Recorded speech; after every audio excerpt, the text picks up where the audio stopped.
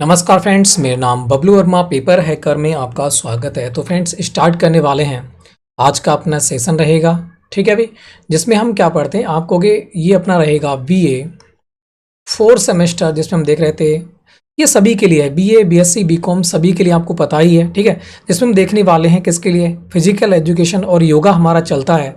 तो ये हमारा लास्ट पार्ट है आज, ठीक है। आज हम मॉडल पेपर सेकंड देखने वाले हैं। हमने चारों यूनिटों के लिए हमने कवर कर लिया, ठीक है। उसके बाद में पहला मॉडल पेपर भी हमने कवर कर लिया और आज हमारा सेकंड मॉडल पेपर रहेगा।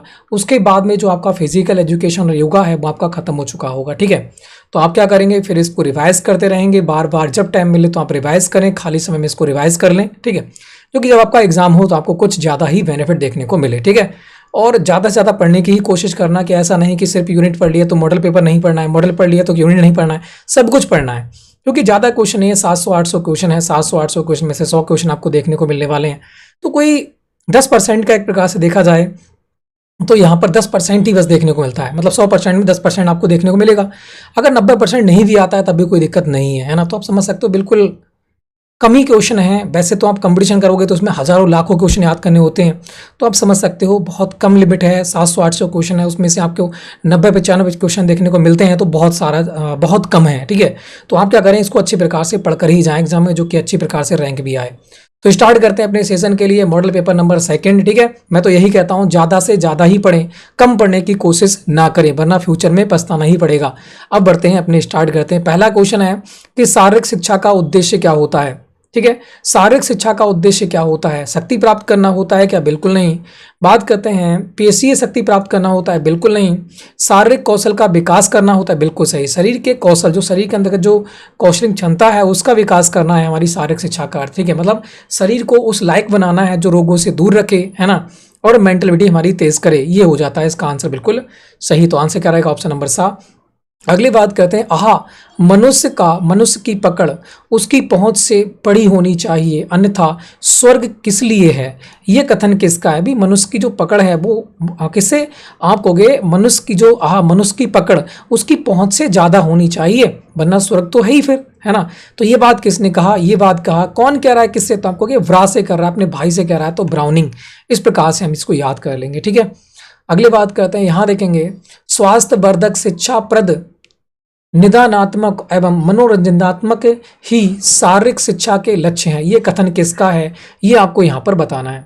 तो ये हम पहले ही पढ़ चुके हैं कथन, ये हो जाएगा डुडले और सर्जेंट का। किसके, डुडले और सर्जेंट का। इसकी ट्रिक भी हमने बनाई थी, ठीक है।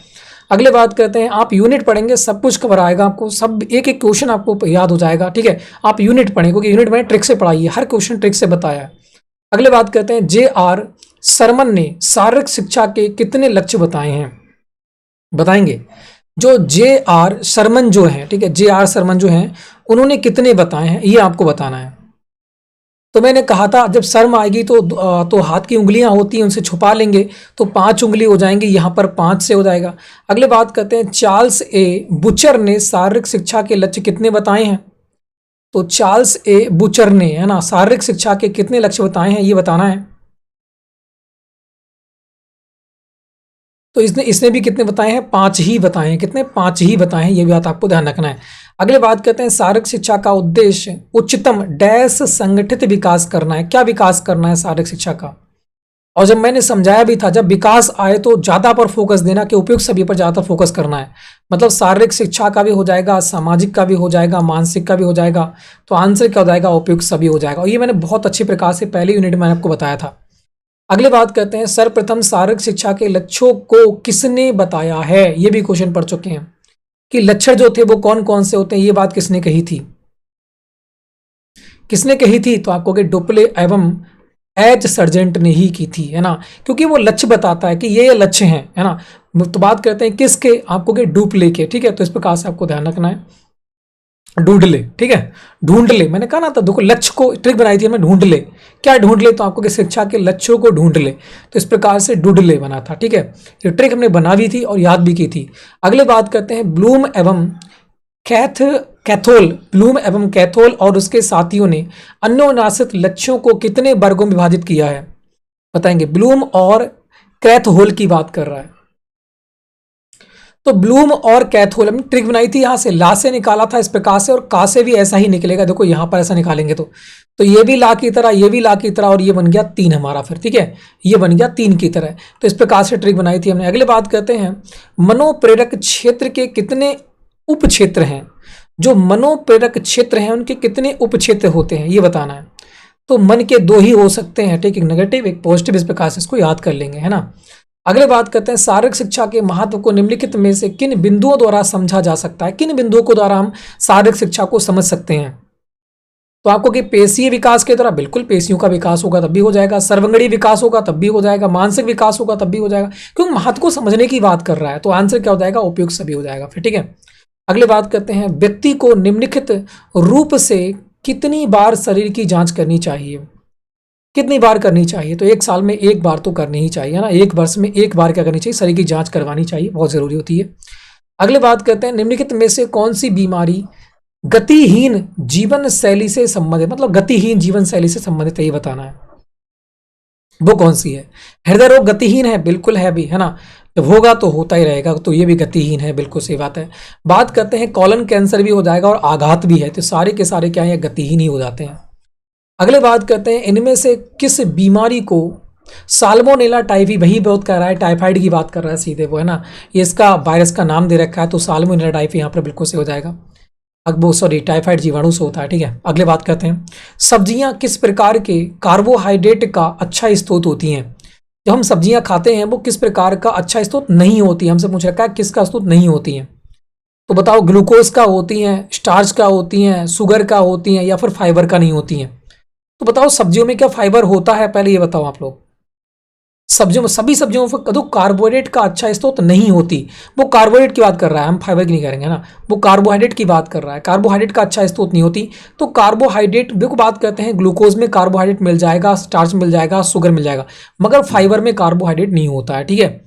अगले बात करते हैं, निम्नलिखित कार्बोहाइड्रेट कहाँ, ठीक है, ठीक है भाई।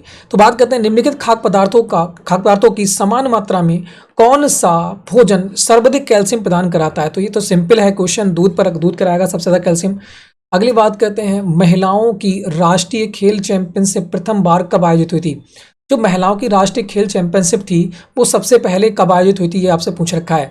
तो ऐसे याद कर लो कि महिलाओं को खिलाओगे तो लोग पछताओगे, है ना, तो पछताओगे, ऐसे देखो आप ट्रिक बनाइए, कोई समझना मत कि लड़कियां हैं तो ये बात समझे, गलत बात है, मैं गलत बात नहीं कर रहा, याद कराने की कोशिश कर रहा हूँ कि महिलाएं कमजोर होती हैं कहते हैं ना, तो आप अभी चैंपियनशिप खिलाओगे तो पछताओगे, हारोगे तो इस प्रकार से हम ट्रिक बनाई है, बस सिर्फ ट्रिक बनाई है, ऐसा नहीं है कि आप तो देख रहे हो महिलाएं को ज़्यादा ही मेडल लेके आ रही है, ठीक है, मगर यहाँ पर ट्रिक बनाई है हमने, ठीक है, ट्रिक बनाई याद करने की, वरना याद ही नहीं होगा ये 75 बताओ कहाँ से बनाओगे, है ना, बनेगा ही नहीं, तो इसलिए ट्रिक बनाने की कोशिश की गई यहाँ पर। अगले बात करते हैं, यहाँ देखेंगे YMCA की स्थापना कब हुई थी।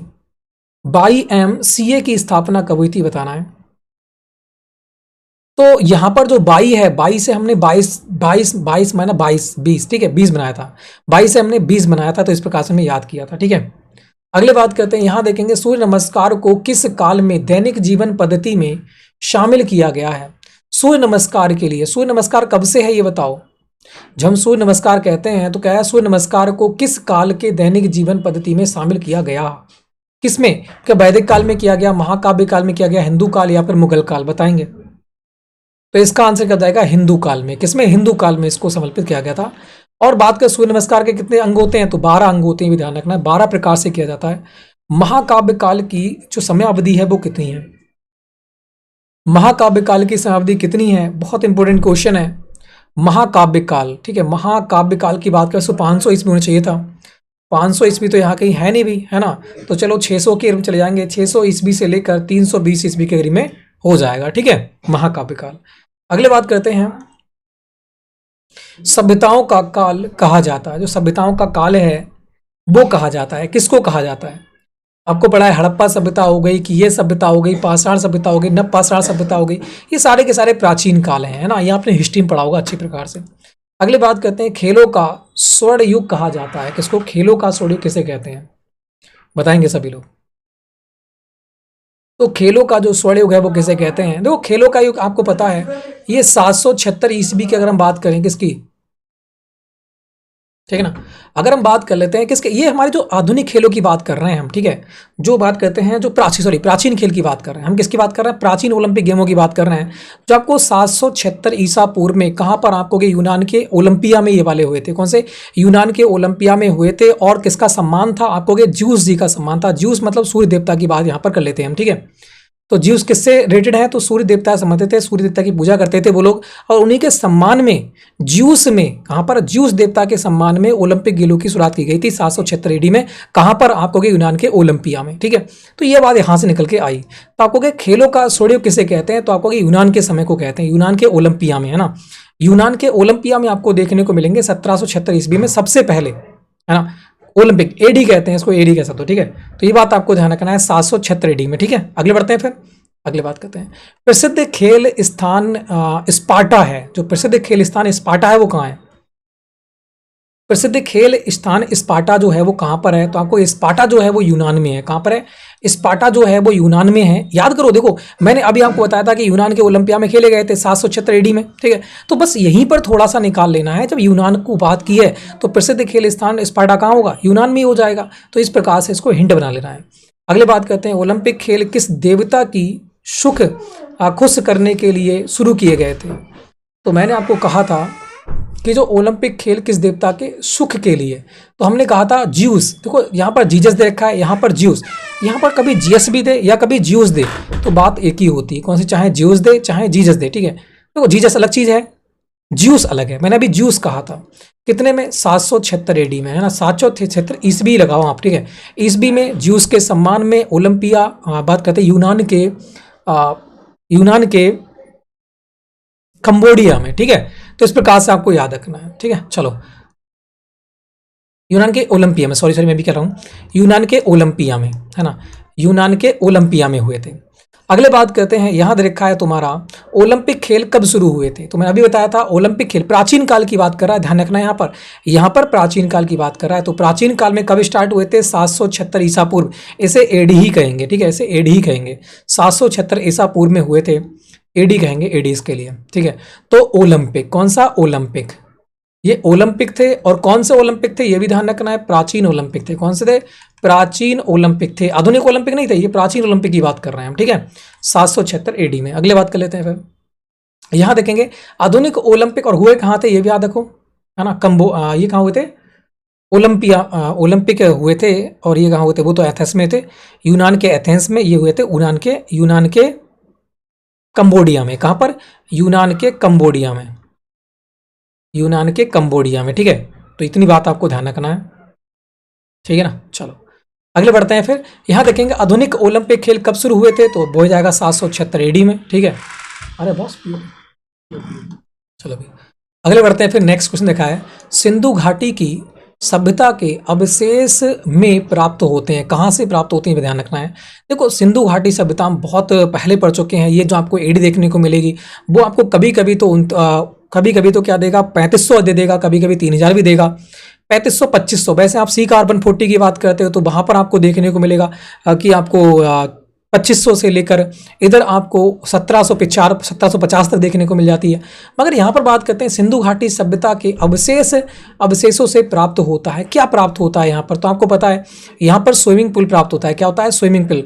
आपको पता है इस स्विमिंग पूल की जो लंबाई, अगर हम बात करें लंबाई कितनी है, तो लंबाई आपको 11.88 मीटर, 11.18 मीटर लंबाई। अगर हम चौड़ाई की बात कर लें, भाई चौड़ाई कितनी है, तो 7.01 इसकी चौड़ाई हो जाती है। अगर हम गहराई की बात कर लें, किसकी बात कर लें, अगर हम गहराई की बात करें तो डेप्थ किसकी है, तो आपको ये आपको देखने को मिलेगी 2.43 मीटर आपको देखने को मिल जाती है। ये इसकी गहराई, ऊंचाई, लंबाई। और सीढ़ियों की बात करें तो दोनों और 9 सीढ़ियाँ आपको देखने को मिलेंगी, 9 सीढ़ियाँ यहाँ पर देखने को मिल जाती हैं, ठीक है। और इसकी अगर आपको बात करते हैं कब विकसित हुई थी, तो आपको इतना याद रखना है जो बता रहा हूँ, मतलब 2900 से लेकर 1900 आप इस भी याद रखेंगे, ठीक है। तो इतना आपको याद रहेगा, फिर सब कुछ ये एडी हो जाएगा यहाँ पर, एडी, ठीक है, मतलब ईसा पूर्व की बात करते हैं यहाँ पर हम। तो इस प्रकार से आपको उसके बाद 1500 से 1900 के बाद में जो 1500 स्टार्ट होगा, 1900 से नीचे की ओर स्टार्ट करेंगे, 1500 से नीचे की स्टार्ट करेंगे, इधर वैदिक सभ्यता आपको स्टार्ट होती हुई देखने को मिल जाती है। तो इसलिए यहाँ पर स्विमिंग पूल के बारे में सब कुछ देख लिया हमने, अब तो नहीं बचेगा। और ये कहाँ पर स्विमिंग पूल है, तो आपको ये भी ध्यान रखना है, ये आपको देखने को मिलेगा सिंधु घाटी सभ्यता में। कहाँ पर? सिंधु घाटी सभ्यता में। कहाँ पर? तो आपको मोहनजोदड़ो में देखने को मिलेगा। कहाँ मिलेगा? ये आपको मोहनजोदड़ो, है ना, मोहनजोदड़ो जो आपको कहाँ देखने को मिलेगा? लड़काना पाकिस्तान में देखने को मिलेगा, सिंधु नदी पर, सिंधु नदी के किनारे दाईं ओर। ठीक है, तो अब करते हैं स्टार्ट आगे की ओर। चलो, इतना आपको याद ही हो गया, इतना और भी एक्स्ट्रा याद कर लेंगे तो हो सकता है सिंधु घाटी सभ्यता से बाहर से पूछ ले तो भाई वो भी याद हो जाएगा। और कब इसकी खोज हुई थी तो ये भी याद कर लो, 1922 में इसकी खोद की थी। किसने की थी? तो आपको वो की थी रखालदास बनर्जी ने। अगले बात करते हैं दैविक काल में आर्य लोग अपनी श्रेष्ठता स्थापित करने के लिए क्या करते थे? जो वैदिक काल की बात हम बात करते हैं, वैदिक काल जो होते उसमें क्या करते थे ये? वैदिक काल के आर्य लोग अपनी श्रेष्ठता स्थापित करने, श्रेष्ठता मतलब क्या होता है? अपने बल से भरपूर बनने के लिए। किससे? बल से, है ना। तो ये क्या करते थे? युद्ध करते थे। क्या करते थे? श्रेष्ठता की बात कर, अपने आप को ऊंचा दिखाना है तो ऊंचा कहाँ दिखा सकते हो भाई? युद्ध में दिखा सकते हो। तो आपको युद्ध करते थे। अगले बात करते हैं नालंदा एवं तक्षशिला जैसे विश्वविद्यालयों का विकास किस काल में हुआ था? जो नालंदा एवं तक्षशिला विश्वविद्यालय है, नालंदा एवं तक्षशिला जैसे विश्वविद्यालयों का विकास किस काल में हुआ था ये बताओ।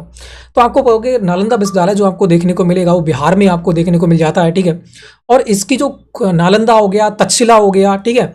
वैसे नालंदा की बात करते हैं, कुमारगुप्त ने इसकी खोज की थी 540 AD में। तो ये सारे के सारे आप तो छोड़ो, ठीक है। तो अगर नालंदा एवं तक्षशिला जैसे विश्वविद्यालय का विकास किस काल में देखने को मिलता है तो ये कोई ज़्यादा वो नहीं है, ये आपको उत्तर हिंदू काल में देखने को मिलेगा। क्योंकि जो बात करते हैं गुप्त काल आए थे, गुप्त काल नालंदा विश्वविद्यालय की स्थापना कर दी।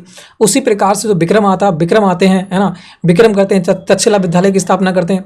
तो ये कोई ज़्यादा समय की बात नहीं है, ये उत्तर हिंदू काल की ही बात यहाँ पर देखने को मिल जाती है। ठीक है, अगले बात कर लेते हैं नेक्स्ट क्वेश्चन की। फिर यहाँ देखेंगे भारत के प्राचीन इतिहास के किस काल को शारीरिक शिक्षा का स्वर्ण काल कहा जाता है ये बताएंगे। भारत के प्राचीनतम इतिहास के किस काल को शारीरिक शिक्षा का स्वर्ण काल कहा जाता है? जो शारीरिक शिक्षा होती है उसका स्वर्ण काल किसे कहते हैं? तो आपको ये हमें जब महाकाव्य आए तब हमें एक सारी की सारी जानकारी देखने को मिली थी। ठीक है, तो आंसर क्या जाएगा? महाकाव्य काल यहाँ पर बिल्कुल सही आंसर हो जाएगा। ये हम पढ़ भी चुके हैं पहले भी। अगले बात करते हैं रामायण काल में व्यायाम शालाओं में प्रशिक्षित किया जाता था। जो व्यायाम आपको शालाएं देखने को मिलेंगी वहां पर क्या प्रशिक्षित किया जाता था ये आपको बताना है। जो रामायण काल में जो व्यायाम शालाएं हैं वहां पर अस्त्र शस्त्र वगैरह चलाने सिखाए जाते थे। तो जैसे राम जी थे उन्होंने ही सीखा था। अगले बात करते हैं स्वतंत्रता से पूर्व शारीरिक शिक्षा दी जाती थी। स्वतंत्रता से पूर्व की बात कर रहा है, शारीरिक शिक्षा कहाँ कहाँ दी जाती थी ये आपको यहाँ पर बताना है। तो स्वतंत्रता से पहले क्या विद्यालय हुआ करते थे, है ना? विद्यालय हुआ करते थे क्या? बिल्कुल नहीं। क्या परिवार में दी जाती थी? क्या आपके परिवार में कुछ दिया? नहीं, बिल्कुल नहीं। तो कहाँ पर जो अखाड़े बने हुए करते थे वहां पर शिक्षा दी जाती थी। अगले बात करते हैं यूनान के सर्वोच्च देवता कौन है। अभी हमने देखे थे यूनान के देवता जो होते हैं, जो आप कहोगे जैसे ज्यूस कहते हैं, है ना। ज्यूस कौन थे? आप कहोगे ज्यूस, यहाँ पे दे रखा है जीएस, तो ज्यूस देगा ज्यूस। ज्यूस ये सूर्य देवता को कहते हैं। ज्यूस किसे कहते हैं? सूर्य देवता को कहते हैं। और इन्हीं के सम्मान में ही 776 AD में क्या हुए थे? आप कहोगे ओलंपिक गेम स्टार्ट हुए थे, वही प्राचीन वाले। ठीक है, अगले बात करते हैं खेलों का उद्देश्य मानसिक, नैतिक और भौतिक सौंदर्य था। खेलों का जो उद्देश्य था वो मानसिक, नैतिक और भौतिक सौंदर्य था। ये बताना है, आंसर क्या हो जाएगा? तो आपको के एथेंस में था। किसमें था? यूनान के एथेंस में। अब ये एथेंस की जब इसने बात कह दी तो ये वाले हो जाएंगे आधुनिक ओलंपिक गेम। यूनान के एथेंस के आधुनिक ओलंपिक गेम स्टार्ट हुए थे। कब हुए थे? प्रेरी था एक कौन था? प्रेरी नाम का था। प्रेरी जो कहाँ का था? फ्रांस का रहने वाला था। कहाँ का था? फ्रांस का रहने वाला था प्रेरी ने इसको बल दिया था। प्रेरी ने, तो प्रेरी के कहने पर, फ्रांस का रहने वाला था, उसके कहने पर ये स्टार्ट हुए थे यूनान के एथेंस में। और ये आधुनिक गेम है। कब स्टार्ट हुए थे तो ये भी ध्यान कर लो, ये 1896 में स्टार्ट हुए थे। 1894 में समिति बनी थी। ठीक है, ये आपको ध्यान रखना। हुए कहाँ थे? यूनान के एथेंस में हुए थे। ये भी बात आपको ध्यान रखना है। ठीक है, तो ये आपके हो गए, ये वाले हो गए आधुनिक वाले, वो थे प्राचीन वाले। ठीक है, ये आपको ध्यान रखना है। तो अब बढ़ते हैं फिर आगे की ओर। इसको देखेंगे, यहाँ देखेंगे सुयोग्यता एक अवधारणा है। जो सुयोग्यता है वो अवधारणा है। कैसी अवधारणा है? कैसी है? तो आपको कि व्यापक अवधारणा है। कैसी है? सुयोग्यता एक व्यापक अवधारणा है। डैश बात करते हैं निम्नलिखित में से कौन सा शब्द शारीरिक पुष्टि में सम्मिलित नहीं है। तो बताएंगे शारीरिक पुष्टि में कौन सम्मिलित नहीं है। देखो, लचीलापन बिल्कुल होगा, सहनशीलता भी होगी, मजबूती भी होगी, मगर बुद्धि बिल्कुल अलग है, शारीरिक नहीं होगी, है ना। ये मानसिक कह सकते हैं मगर बुद्धि को शारीरिक नहीं कह सकते। अगले बात करते हैं निम्नलिखित में से प्रतिरोध का सामना करने का घटक है। प्रतिरोध का सामना करने का घटक कौन सा, ये बताएंगे। प्रतिरोध का आप सामना कर सकते हो कि लड़ाई है उसका सामना किससे करोगे, किससे करोगे? आप कहोगे अगर हमारे अंदर सामर्थ्य है, हमारे अंदर शक्ति है, तभी तो हम कर सकते हैं। तो बिल्कुल सही आंसर हो जाएगा। अगले बात करते हैं, एक व्यक्ति के लिए शारीरिक पुष्टि क्यों महत्वपूर्ण होती है? जो शारीरिक पुष्टि है वो क्यों आवश्यक होती है? आपको ऊर्जा की वृद्धि के लिए भी होती है और समग्र स्वास्थ्य के लिए भी होती है। तो आंसर रहेगा आ और बा दोनों। अगले बात करते हैं, स्वास्थ्य संबंधी पुष्टि का उद्देश्य किसकी रोकथाम करना है? तो स्वस्थ आप हो तो रोगों के भी रोकथाम होगी और शक्ति की भी वृद्धि होगी, है ना। तो आंसर क्या हो जाएगा? आंसर हो जाएगा तुम्हारा यहाँ पर, मुझे गलत लग रहा है इसका तो, है ना, मुझे पहले ही गलत लग रहा था कि जब मैंने शक्ति लगाया था। तो इसका आंसर क्या हो जाएगा? सिर्फ रोकथाम की बात कर रहा है ना, तो रोकथाम तो रोगों को करेंगे, है ना, शक्ति को तो हम बढ़ाएंगे, ग्रोथ करेंगे। अगले बात करते हैं, स्वास्थ्य संबंधी शारीरिक पुष्टि का प्राथमिक लाभ क्या है? स्वास्थ्य संबंधी शारीरिक पुष्टि का जो प्राथमिक लाभ है, पहला लाभ है, वो क्या होगा? पहला लाभ क्या होगा? जो हम शारीरिक स्वास्थ्य करेंगे, मतलब शारीरिक संबंधी जो क्रियाएं करेंगे, तो उससे पहला लाभ क्या होगा? खेल में उत्कृष्टता मिलेगी, क्या कुशलतापूर्वक वृद्धि होगी, एक बेहतर उपस्थिति होगी? बिल्कुल नहीं। रोगों से जोखिम की जो कमी होगी वो हमारे अंदर डेवलप हो जाएगी। अगले बात करते हैं, स्थिर अथवा गतिमान होने पर संतुलन बनाए रखने की क्षमता क्या है? स्थिर अथवा गतिमान होने पर संतुलन बनाए रखने की जो क्षमता होती है उसको ही हम संतुलन कहते हैं, उसको हम क्या कहते हैं? संतुलन कहते हैं। अगले बात करते हैं, निम्नलिखित में से कौन सा शारीरिक पुष्टि का एक घटक नहीं है? बताओ, शारीरिक पुष्टि का घटक कौन सा नहीं है? शारीरिक पुष्टि का घटक नहीं है, ये बताना है तुम्हारे लिए। फुर्ती शारीरिक पुष्टि का है? बिल्कुल है भी। सहनशीलता भी है, स्वार्थ और सामर्थ्य भी है। मगर देखो, सतर्कता, सतर्क होगे क्या? आप शारीरिक पुष्टि करोगे, सतर्क होगे? अरे सतर्क तो वैसे भी हो सकते हो, है ना। अगली बात करते हैं, इसको देखेंगे, हमें कम से कम समय में अधिकाधिक दूरी निर्धारित करने की क्षमता क्या है? तो बात करते हैं, कम से कम समय में अधिकाधिक दूरी निर्धारित करने की क्षमता क्या कहलाती है? तो उसी को हम गति कहते हैं, उसी को क्या कहते हैं? हम गति कहते हैं ना, उसको हम क्या कहते हैं? गति कहते हैं। अगले बात करते हैं, पुष्टि का वैज्ञानिक अर्थ स्वास्थ्य अथवा डैश होता है। जो पुष्टि है उसका वैज्ञानिक अर्थ एक तो होता है, सॉरी, पुष्टि का वैज्ञानिक अर्थ स्वास्थ्य अवस्था होती है। कौन सी होती है? स्वास्थ्य अवस्था होती है। दूसरा क्या होता है? दूसरा क्या होता है? तो आपको एक तो देखो, पुष्टि, आप हष्ट पुष्ट हो तो एक तो आपको स्वस्थ अवस्था आपकी सही रहेगी। दूसरा क्या होगा? क्या चिंता में रहोगे, क्या दुख में रहोगे, क्या तनाव में रहोगे? बिल्कुल नहीं। हम रोगों से मुक्त रहेंगे। क्या रहेंगे? रोगों से मुक्त रहेंगे। बिल्कुल सही आंसर हो जाएगा। अगली बात करते हैं, योग का सांख्य से कोई संबंध नहीं है। जो योग है, योग का जो सांख्य है उससे कोई संबंध नहीं है।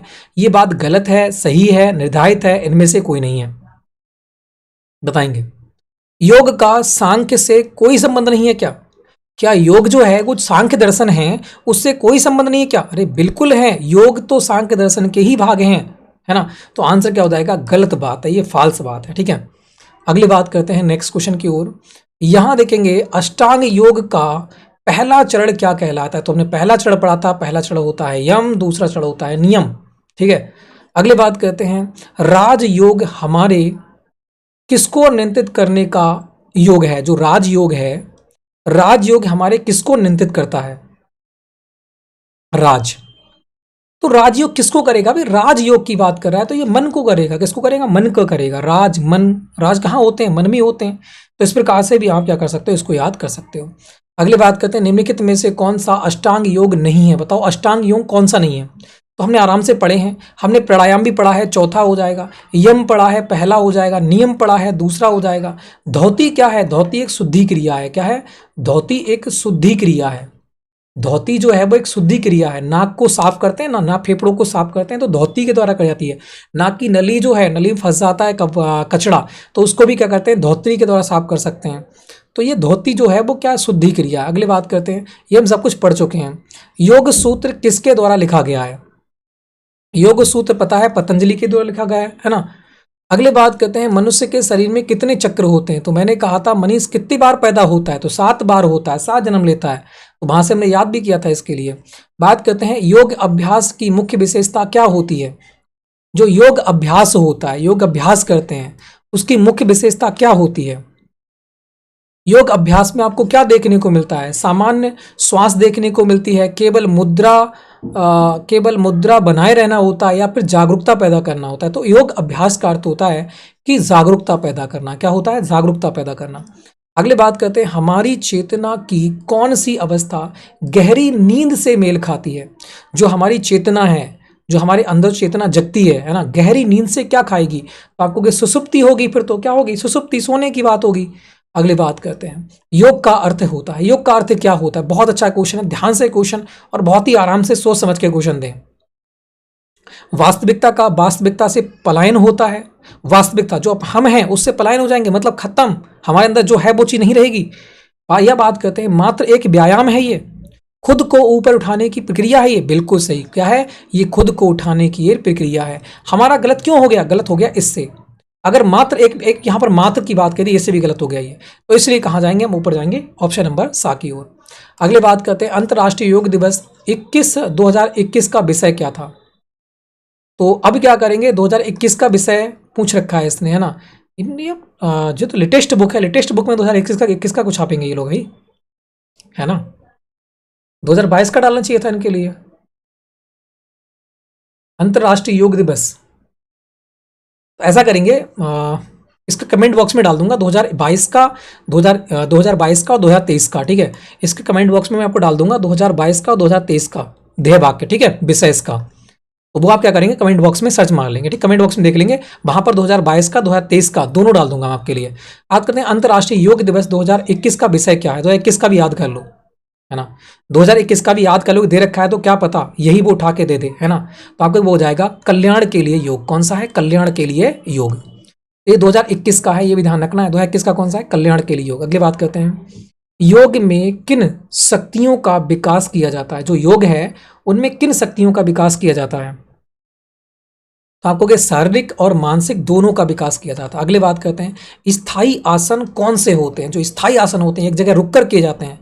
ताड़ासन एक जगह रुक कर किया जाता है, वीरभद्रासन भी रुक के करते हैं, अर्धचंद्रासन भी करते हैं। तो आंसर हो जाएगा उपयुक्त सभी के सभी क्या है? स्थायी आसन आपके देखने को मिल जाते हैं।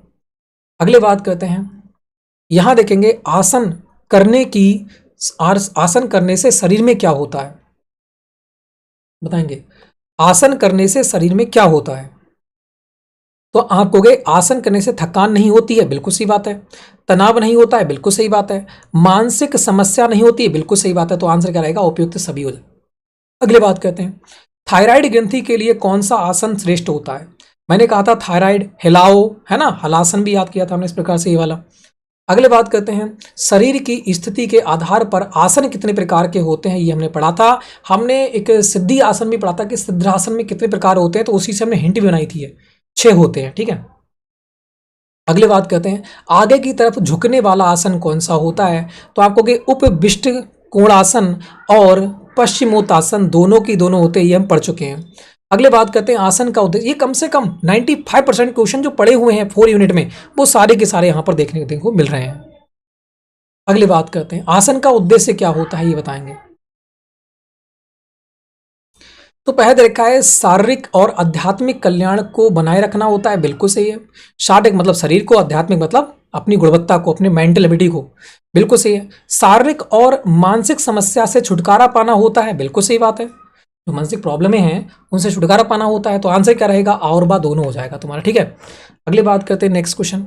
यहां देखेंगे, हठ योग ग्रंथ कितने आसनों की विवेचना करता है? जो हठ योग ग्रंथ है वो कितने आसनों की विवेचना करता है, ये बताना। हमने याद भी किया था कि हट हट, और मैंने कहा था कौन हट? छोरासी, मतलब छोरा हट। तो आपको छोरासी इस प्रकार से हमने याद भी किया था। तो हठ ग्रंथ कितने आसनों की विवेचना करते हैं? आपको कि 84 को करते हैं। अगली बात करते हैं, श्री धर्म मिश्र ने कितने योग आसनों की सूची बनाई है?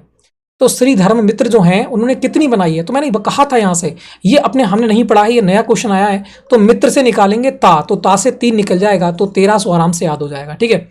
अगली बात करते हैं, अद्वैत योग आश्रय के अनुसार कौन से आसन हैं? अद्वैत योग आश्रम की बात कर रहा है, ठीक है। अद्वैत योग आश्रम के अनुसार कौन से आसन है? तो आपको ध्यान मुद्रा भी हो जाएगी, आराम योग आसन भी हो जाएंगे, संस्कृत योग आसन भी हो जाएंगे। कोई भी चाहे आश्रम हो, वो सभी आश्रम करवाएगा, ये आपको थोड़ा सा फोकस करना है। अगली बात करते हैं प्राणायाम कौन सा होता है, बताओ प्राणायाम क्या है। मैंने आपको बताया था प्राणायाम एक होता है तुम्हारा, अंदर लेते हैं पूरक, रोकते हैं कुंभक, छोड़ते हैं उसे क्या कहते हैं, एक बार बताएंगे सभी लोग। छोड़ते हैं क्या कहते हैं उसके लिए, चेटक रेचक, क्या कहते हैं, रेचक कहते हैं उसके लिए, है ना। तो आपको कि प्राणायाम, प्राणायाम मतलब होता है वायु, और वायु क्या करती है, जब हम बांस सांस लेंगे, अंदर सांस भरो, सांस भरी तो क्या हो जाएगा, ये हमारा सीने छाती चौड़ी हो जाएगी, तो ये इसे क्या कहेंगे, इसे कहेंगे प्राणायाम। कौन होता है, तो आपको कि प्राणायाम होता है उज्जीय, क्या होगा उज्जयी, मतलब उज्जयी मतलब सीने को फुला देता है, तो प्राणायाम क्या होता है, प्राणायाम होता है उज्जयी, ठीक है। तो आंसर क्या हो जाएगा, उज्जयी हो जाएगा, ये हम पढ़ चुके हैं क्वेश्चन। अगले बात करते हैं प्राणायाम के लाभ हैं, प्राणायाम के क्या लाभ हैं। तनाव से बचाना होता है, बिल्कुल सही, तनाव कम करना होता है, बिल्कुल सही है, एकाग्रता में सुधार करना होता है, बिल्कुल सही है, तो आंसर हो जाएगा उपयुक्त सभी, ठीक है। अगली बात करते हैं, यहां देखेंगे हम किस मुद्रा में प्राणायाम करते हैं, बताओ, क्या लेटकर करते हैं, खड़े होकर करते हैं, आपको बैठ कर करते हैं, भी क्या करते हैं, बैठ कर करते हैं। प्राणायाम की बात कर रहा है, प्राणायाम मतलब सांस को अंदर बाहर करना, ये सिर्फ बैठकर ही किया जा सकता है। अगली बात करते हैं, निम्नलिखित में से कौन सा प्राणायाम गर्मी प्रदान करता है, तो गर्मी कौन करेगा, अभी हमने पढ़ा था उज्जयी, कौन पड़ेगा, उज्जयी। जितनी ज़्यादा आप अंदर सांस भर लोगे, ऑक्सीजन ज़्यादा पहुंच जाएगी, ब्लड खून का दौरान तेज हो जाएगा, तो इसी को हम उज्जयी कहते हैं। तो निम्नलिखित में से कौन सा प्राणायाम गर्मी प्रदान करता है, तो उज्जयी करता है, ठीक है। अगली बात करते हैं, सांस रोके रहने को क्या कहते हैं, पूरक क्या कहते हैं, अंदर लेना, रेचक क्या कहते हैं, चेक करके बाहर फेंक देना, और कुंभक क्या करते हैं, वहीं पर रोकना। तो प्राणायाम के 3 अंग होते हैं, हम पढ़ चुके हैं पहले भी। अगले बात करते हैं, प्राणायाम शब्द संस्कृत व्याकरण के किन 2 शब्दों से मिलकर बना होता है। तो अगर हम प्राणायाम की बात करें तो प्राण माने वायु होता है, मूल शब्द क्या हो गया, प्राण, प्लस आयाम, क्या हो गया, आयाम। अगर हम अड़ा में क्या होता है, हमेशा आ होता है, तो यहां से निकालेंगे आ, और यहां से निकालेंगे बड़ा आ, दोनों की संधि होगी तो क्या बनेगा, बड़ा आ, और बड़ा आ बनेगा तो यहाँ पर क्या हो जाएगी, दीर्घ संधि हो जाएगी, क्या हो जाएगी, दीर्घ संधि आपके देखने को मिल जाती है। तो आपको यहाँ पर प्राणायाम बिल्कुल सही आंसर हो जाएगा, ठीक है। तो संधि भी हमने चेक कर ली। फिर अगले बात करते हैं, यहां देखेंगे श्वास में कौन सी क्रिया कहेगा, कौन सी क्रिया सम्मिलित होती है, जो श्वास है, श्वास में कौन सी क्रिया आपको देखने को मिलेगी, बताओ। सोना होता है, बैठना होता है, दौड़ना होता है, या फिर सांस लेना होता है। तो श्वास में कौन सी क्रिया देखने को मिलती है, भाई श्वास लेना ही तो देखने को मिलेगी। अगले बात करते हैं, घेरंड संहिता के अनुसार कपाल भाती का एक रूप है, वो बताओ वो रूप कौन सा है। घेरंड मतलब गले की बात कर रहा है, और कपाल भाती का ही एक रूप है वो, उसे क्या कहेंगे हम, उसे कहेंगे बटकर्म, क्या कहेंगे, बटकर्म। ऐसा याद कर लो कि बट, कि कोई चीज बट कर क्या लगा रहे हैं, गले पे लगा ले रहे हैं, और घेरंड हमारा दूर हो जाएगा, है ना, ऐसे इसको याद कर लेंगे तो बटकर्म आराम से याद हो जाएगा, ठीक है। अगले बात करते हैं, प्राणायाम तकनीकी में पहला चरण कौन सा होता है। तो प्राणायाम में पहले क्या करते हैं, पहले अंदर लेते हैं, तो लेना क्या हो जाएगा, पूरक, फिर क्या होता है, हाँ रोकना होता है, दूसरा कौन सा होता है, रोकना होता है, तीसरा कौन सा होता है, चेक करके बाहर कर देना होता है, ठीक है। प्राणायाम मतलब वायु लेना पूरक, रोकना फेफड़ों में कुंभक, बाहर फेंक देना रेचक, ठीक है। 3 ही होते हैं इसके चरण। अगले बात करते हैं, प्राणायाम योग अभ्यास के उन रूपों में एक है जो सुधार लाता है, क्या सुधार लाता है, किस चीज में प्राणायाम सुधार लाता है, ये बताना है। तो प्राणायाम मैंने कहा था, प्राणायाम जो होता है, बहुत बार पढ़ चुके हैं इसके बारे में, प्राणायाम ओनली मस्तिष्क जो अपना है, जो मस्तिष्क होता है, मस्तिष्क को शुद्ध करता है प्राणायाम, इतना समझ लो, ठीक है। मस्तिष्क जो, प्राणायाम किसे कहते हैं, प्राणायाम बहुत बार पढ़ चुके हैं, प्राणायाम का मतलब होता है वायु, वायु मतलब प्राण, देखो यहाँ पर प्राण दे रखा है, प्राण मतलब क्या होता है, वायु, वायु का आदान प्रदान हमारे शरीर में प्राणायाम समझ लो, वायु से जो भी संबंधित होगा वो प्राणायाम है, ठीक है। अगर वायु को हम ले रहे हैं, रोक रहे हैं, छोड़ रहे हैं, तो प्राणायाम हो रहा है। तो प्राणायाम योग अभ्यास के, और ये प्राणायाम जो होता है वो मस्तिष्क को शुद्ध करता है, पहली बात ये है। तो बताओ इसमें से क्या करेगा, प्राणायाम कोष में, विज्ञानमय कोष में, आनंदमय कोष में, या फिर मनोमय कोष में। तो आपको मनोमय कोष में करता है सुधार, किसमें, मनोमय, मस्तिष्क में, इसको हम पढ़ चुके हैं बहुत अच्छी प्रकार से। अगले बात करते हैं, सूर्य नमस्कार में तीसरी मुद्रा जो होती है वो कौन सी होती है, इसको आप लोग याद करेंगे। टोटल मुद्राएं 12 होती हैं, ठीक है, मगर बात करते हैं कितनी होती है आपको, कि हस्तपाद, हस्तपादसन जो होती है, ऐसे को हस्त में क्या बना देंगे, हस्त ऐसे लिख सकते हैं, लिख सकते हैं, ऐसे लिख सकते हैं, लिख सकते हैं, 3 ही बन गया, तो आपको तीसरा बन गया यहाँ पर, इस प्रकार से भी याद कर सकते हो इसके लिए। अगले बात करते हैं, कौन सा आसन नौका के समान होता है। तो नौका की बात करेगा तो नौका आसन दे ही रखा है इसमें। अगली बात करते हैं, आसन रक्तचाप को बताए रखने में कौन सा आसन कहलाता है। आसन जो है वो रक्तचाप को बनाए रखे, सॉरी बनाए होगा, आसन रक्तचाप को बनाए रखने में कौन सा आसन सहायक होता है, रक्तचाप बनाए रखना है वहीं पर, तो क्या करोगे, आपको कि वहीं पर बनाए रखना है, तो ना तो कम करना है ना तो बढ़ाना है, तो सर्वासन करो, सब आसन करो, रक्तचाप वहीं पर रहेगा जहां पर है, तो आपको कि सर्वासन, कौन सा, सर्वासन। अगले बात करते हैं नेक्स्ट क्वेश्चन, निम्न में से कौन सा आसन अस्थमा से राहत लाने के लिए बताए गए आसनों में से एक नहीं है, नहीं है आपको चूज करना है, कौन सा नहीं है, निकालो निकालो कौन सा नहीं है। देखो अगर हम बात करते हैं ताड़ासन बिल्कुल करेगा, धनुरासन भी करेगा, त्रिकोणासन, मगर हस्त आसन ये नहीं करेगा, ये आपको थोड़ी बात ध्यान रखना है, ठीक है। हस्त आसन सिर्फ हाथों को करेगा, वो तो शरीर को जोर भी नहीं दे रहा है, तो कैसे कर सकता है, ठीक है। अगली बात करते हैं, निम्नलिखित में से कौन सा आसन हनुमान आसन कहते हैं, तो हनुमान कौन थे, आपको कि वीर थे, तो इसको वीर आसन लगा देंगे। अगले बात करते हैं, निम्नलिखित में से कौन सी मुद्रा मगरमच्छ के आकार की तरह होती है, तो मगरमच्छ किसकी तरह होता है, तो एक मकड़े की तरह होता है, तो देखो मकरासन कहां पर है, यह है मकरासन, कौन सा है, मकरासन। अगले बात करते हैं, सूर्य नमस्कार में सम्मिलित है, सूर्य नमस्कार में क्या सम्मिलित है, बताएंगे।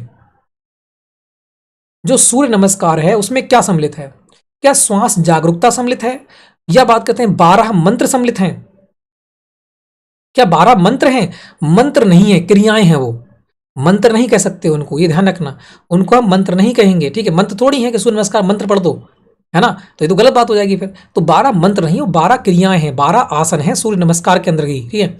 बात करते हैं श्वास जागरूकता है, बिल्कुल गलत बात है, तो आंसर हो जाएगा शरीर की स्थिति के अनुक्रम है, क्या है, शरीर की स्थिति के अनुक्रम, मतलब शरीर को इस प्रकार से हमें सूर्य नमस्कार में तोड़ना है, ठीक है, तो इस प्रकार से हमारा क्या हो जाएगा, शरीर की स्थिति के अनुक्रम है। अगली बात करते हैं, सिंह के दहाड़ने की मुद्रा से संबंधित आसन का संबंध किस आसन से है, सिंह दहाड़ रहा है, तो बताओ वो कौन सा होगा, तो भाई सिंहासन हो जाएगा, सीधी बात है, कौन जाएगा, सिंहासन, सिंहासन है ना। अगली बात करते हैं, व्यक्ति के बैठने, खड़े होने और कार्य करने की विधि को क्या कहते हैं, व्यक्ति खड़ा हुआ, बैठा, कार्य करने की विधि को क्या कहते हैं, खड़े होने, बैठने, ये कार्य कर रहा है तो क्या हो रहा है, ये व्यायाम थोड़ी हो रहा है, ये एक आसन है, क्या है, ये एक आसन है, तो आंसर हो जाएगा आसन, ठीक है। अगली बात करते हैं, यहां देखेंगे निम्नलिखित में से किस आसन के अभ्यास में से रीढ़ की हड्डी मजबूत होती है और रक्त प्रवाह सही रहता है, तो बताओ रीढ़ की हड्डी मजबूत रहेगी और रक्त प्रवाह भी कैसा रहेगा, सही रहेगा, वो कौन सा है, तो वो है धनोमुखाश्वासन, ठीक है, धनोमुखाश्वासन, ठीक है। अगली बात करते हैं, यहां देखेंगे नेक्स्ट क्वेश्चन आपके सामने है फिर, कि निम्नलिखित में से कौन सा परंपरागत खेल नहीं है, आप खेलों से आ गए, लास्ट यूनिट आ गई हमारी वाली, तो निम्नलिखित में से कौन सा आसन परंपरागत खेलों से नहीं है, तो आपको कंचे खेलते थे, बिल्कुल खेलते थे, स्टापू भी खोलते थे, कबड्डी भी खेलते थे, मगर वीडियो गेम ये तो अभी अभी आया है ना, द्रोणाचार्य पुरस्कार पुरस्कार किसको दिया जाता है, तो क्वेश्चन यहाँ पर थोड़ा सा अच्छा आ गया। अब ये क्वेश्चन गेम से पूछ लिया, तो गेम से आपको थोड़े से क्वेश्चन याद करें, एक होता है मेजर ध्यानचंद पुरस्कार, मेजर ध्यानचंद पुरस्कार, मेजर ध्यानचंद पुरस्कार, ठीक है, ध्यानचंद पुरस्कार होता है, जिसकी स्टार्ट की बात करते हैं तो तुम्हारे 1991-92 में आपको देखने को मिलेंगे ये वाले, ठीक है, 1991-92 में स्टार्ट हुआ था। और बात करते हैं मेजर ध्यानचंद पुरस्कार, ठीक है, तो बहुत इंपॉर्टेंट है, ऐसे बता रहा हूँ यहाँ पर, और इसमें आपको 25 लाख रुपए दिए जाते हैं, ये बात आपको ध्यान रखना है। पहले इसी का जो नाम था वो राजीव गांधी खेल रत्न पुरस्कार हुआ करता था, ठीक है, 2021 में इसको चेंज कर दिया मोदी जी ने, अब इसका नाम मेजर ध्यानचंद कर दिया गया है। और एक आपको सिर्फ ध्यानचंद देखने को मिलेंगे, सिर्फ ध्यानचंद, है ना, सिर्फ ध्यानचंद पुरस्कार, ये भी खेल से हैं, ठीक है, ये भी खिलाड़ी, ठीक है, ये भी खिलाड़ी, और इसमें 15 लाख रुपए दिए जाते हैं, ठीक है, 15 लाख रुपए जाते हैं। और एक आपको ये मिलेगा द्रोणाचार्य पुरस्कार, ये कब हुआ था, ध्यानचंद ये हुआ था 1961 में स्टार्ट हुआ था, ठीक है। वही बात करें द्रोणाचार्य पुरस्कार 1985 में स्टार्ट हुआ था, बहुत इंपॉर्टेंट है। इसमें 2 प्रकार से आते हैं, एक तो होता है लाइफ अचीवमेंट होता है, लाइफ टाइम जो अचीवमेंट होता है वो 15 लाख मिलते हैं, और जो आपको प्रत्येक वर्ष के तौर पर दिए जाते हैं, लाइफ टाइम अचीवमेंट नहीं होता है, उसमें 10 लाख दिए जाते हैं, ठीक है। और ये किसको, कोच के लिए जाता है, किसको, कोच को, ये कोच को दिया जाता है, और ये बाकी हैं ये आपको खिलाड़ी को दिए जाते हैं। तो इतनी बात यहाँ से और याद कर लेंगे, ठीक है, बहुत इंपॉर्टेंट है, क्योंकि यहाँ पर आपको याद करना पड़ेगा ये वाला, एक तो मेजर ध्यानचंद याद कर लो, ध्यानचंद और द्रोणाचार्य, इसी में से पूछेगा, बाहर कहीं से नहीं आता। तो बात करते हैं ये क्या हो जाएगा, प्रशिक्षण, प्रशिक्षक मतलब कोच के लिए, ठीक है, ये 1985 डेट आप याद कर लेना इसकी। आगे बात करते हैं, यहाँ देखेंगे परंपरागत खेल, है ना, परंपरागत खेल भारत में किसका नेतृत्व करते हैं, जो परंपरागत खेल हैं बताओ वो भारत में किसका नेतृत्व करेंगे, तो आपको क्या ये इतिहास का भी करते हैं और संस्कृति का भी करते हैं उस समय की, तो आंसर हो जाएगा आ और बा दोनों। अगले बात करते हैं निम्नलिखित में से किस खेल को लखौटी पत्थर या गोली भी कहा जाता है। अब देखो कितने क्वेश्चन यहां पर बार दिए, लखोटी, पत्थर या गोली, ये अपने कंचे के लिए कहता है। किसको कंचे के लिए कहते हैं, तो ध्यान रखना लखोटी, पत्थर और गोली किसे कहते हैं, कंचे के लिए कहते हैं। अगले बात करते हैं स्टापू खेल को किस राज्य की नौडी खेल कहा जाता है। जो स्टापू खेल है वो किस राज्य में नौडी नौडी नौडी खेल कहा जाता है, बताएंगे कौन सा हो जाएगा। ये क्वेश्चन थोड़े से अटपटे आ रहे हैं, इनको आपको याद तो करना पड़ेगा। यहां पर डा देखो तो डा कहाँ मिलेगा, तमिलनाडु में, तो आपको इस प्रकार से एक बार हमें याद भी हो जाएगा। तो नौडी जो स्टापू है उसको नौडी कहाँ कहते हैं, तमिलनाडु में कहते हैं। अगले बात करते हैं परंपरागत खेलों के लाभ क्या होते हैं। आपको के मानसिक बंधनों के मजबूत मिलती है, बिल्कुल सही। बात करें जीवन कौशल का निर्माण होता है, बिल्कुल सही। शारीरिक स्वास्थ्य में सुधार आता है, बिल्कुल सही। तो आंसर क्या हो जाएगा, उपयुक्त सभी हो जाएगा। खेल शब्द है, खेल शब्द कैसा है ये बताएंगे आप लोग। जो खेल है वो शब्द कैसा है, सार्वभौमिक है या मौलिक है सिर्फ, तो ये मौलिक नहीं है, मौलिक मतलब एक जगह सीमित, मौलिक नहीं, ये सार्वभौमिक है। क्या है, सार्वभौमिक है। सभी में खेल का यूज करते हैं, गेम ही कहते हैं उसके लिए, खेल ही कहते हैं, है ना। उसको ही नहीं कहते हैं कोई और नाम उसका रख दें, और नाम नहीं होता है, और एक ही होता है सार्वभौमिक। वैसे हिंदी में कहेंगे तो खेल, इंग्लिश में कहेंगे तो गेम, ठीक है। तो आंसर क्या हो जाएगा, सार्वभौमिक है। अगले बात करते हैं गिल्ली डंडा में गिल्ली का आकार कैसा होता है, तो गिल्ली का आकार होता है अंडाकार। कैसा होता है, अंडाकार होता है गिल्ली का आकार। अगले बात करते हैं शारीरिक क्रियाएं हैं, शारीरिक क्रिया कैसी होती हैं, सारी क्रिया बताओ कौन कौन सी हैं। जिम्नास्टिक शारीरिक क्रिया है, बिल्कुल है। मार्चिंग भी है, शारीरिक व्यायाम भी है, तो आंसर उपयुक्त सभी। सारी क्रियाओं की बात कर रहा है, सभी हो जाएंगी। अगली बात करते हैं एरोबिक व्यायाम में सम्मिलित है। एरोबिक व्यायाम में क्या सम्मिलित है, सभी सम्मिलित हैं भाई, सभी। तैराकी भी है, दौड़ना भी है, साइकिल चलाना भी है। अगली बात करते हैं जुम्बा का आनंद कौन ले सकता है। भाई जुम्बा डांस करना है यार, जुम्बा क्या है, डांस करना। डांस कौन कर सकता है, डांस सभी कर सकते हैं, छोटे बच्चे भी कर सकते हैं, युवा भी कर सकता है, प्रत्येक व्यक्ति भी कर सकता है, बुद्ध भी कर सकते हैं, वृद्ध भी कर सकते हैं। तो आंसर क्या रहेगा, प्रत्येक व्यक्ति, ठीक है। जुम्बा डांस होता है ये। अगले बात करते हैं, बात करेंगे जुम्बा से व्यक्ति 1 घंटे में कितनी कैलोरी की खपत कर सकता है, बताएंगे। तो जुम्बा से हमने कहा था ये 65 करेगा, क्या करेगा, 65 kg। बात करते हैं 650, कौन सा 650, ये हमने लास्ट में ही पढ़ा था, लास्ट यूनिट में ही हमने शुरू में ही पढ़ा था ये वाला, ठीक है। 650 बिल्कुल। अगले बात करते हैं, और ये ट्रिक से याद भी किया था वहां पर हमने। तो आप, मैं कह रहा हूं सबसे पहले आप यूनिट जो हैं वो चेक करें, चारों के चारों पढ़ लें, उसके बाद ये टेस्ट लगाएं, तो आपको ज्यादा बेनिफिट देखने को मिलेगा। भारत में फिट इंडिया अभियान का उद्घाटन था, तो बताओ ये हुआ कहां था, फिट इंडिया उद्घाटन। तो हमने कहा था नई दिल्ली में हुआ था, किसने किया था, प्रधानमंत्री नरेंद्र मोदी ने किया था। और 2019 की बात है, किसकी, 2019, ठीक है। अगले बात करते हैं किन क्रियाओं को करने के लिए विशिष्ट क्षेत्र, पाठ्यक्रम व सहायक उपकरणों की जरूरत होती है। तो बताओ किसको होती है, आपको क्या, सक्रिय, जो सक्रिय होते हैं उनको होगी, निष्क्रिय को थोड़ी होगी। अगले बात करते हैं सांस्कृतिक क्रियाएं हैं। सांस्कृतिक क्रियाएं कौन कौन सी हैं, आपको कि संगीत भी सांस्कृतिक है, नृत्य भी सांस्कृतिक है, नाटक भी सांस्कृतिक है ना, संस्कृति से रिलेटेड है। तो आंसर क्या हो जाएगा, उपयुक्त सभी। अगले बात करते हैं फिट इंडिया अभियान के अंतर्गत fit India active day programme कब प्रारंभ किया गया था, तो बताएंगे 1 साल के बाद ही होगा, 20 में तो होगा। अब बस डेट बताना है कौन सा हो जाएगा। तो फिट इंडिया के देखो कौन सा हो जाएगा, तो 14 अप्रैल 2020। कौन सा, 14 अप्रैल 2020। ये पहली ही यूनिट का क्वेश्चन है, पहली यूनिट का। तो आपको कि फिट इंडिया अभियान के अंतर्गत fit India active day programme कब आया था, तो आपको क्या था, 14 अप्रैल को। कौन सा, 14 अप्रैल। ट्रिक भी बनाई थी हमने कि प्रोग्राम से आपको पा बनाना है, तो 4 निकल आएगा, और 4 यहाँ पर मिलेगा आपके लिए, ठीक है। और ये आप 4 से 14 भी निकालोगे फिर, तो इस प्रकार से मैं ट्रिक बनाई थी इसकी। आगे बात करते हैं मनोरंजन व्यक्ति को किसका संदेश देता है। जो मनोरंजन है वो किसका संदेश देता है, ये बताना है। अगर आप मनोरंजन में हो तो प्रेम का संदेश देगा, किसका, प्रेम का संदेश देगा। तो ये अपने आज के थे 100 क्वेश्चन, और आज हमारा जो होता है वो फिजिकल एजुकेशन एंड योगा जो है वो अपना खत्म हो जाता है, ठीक है। यहाँ पर हमने यूनिट भी कवर किए, हमने 2 मॉडल पेपर भी कवर किए। अगर आप इतना पढ़ लेते हो तो एक भी क्वेश्चन आपका बाहर नहीं जाने वाला है।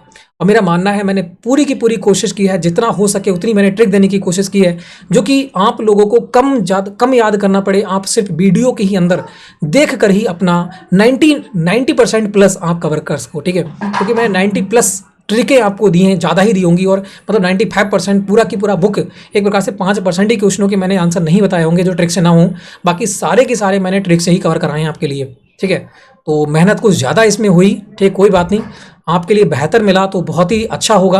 आप लोग क्या करें, लाइक करें, रिस्पांस दें कि कैसी वीडियो बनी हुई है। ठीक है, तो वीडियो को अच्छा लगा, वीडियो अच्छी लगी हो तो वीडियो को लाइक करना है, शेयर करना है, चैनल को सब्सक्राइब कर देना है। ठीक है, बेल आइकन को प्रेस कर देना है और दोस्तों में जरूर शेयर करना है जो कि आपके छोटे भाई हों, बड़े भाई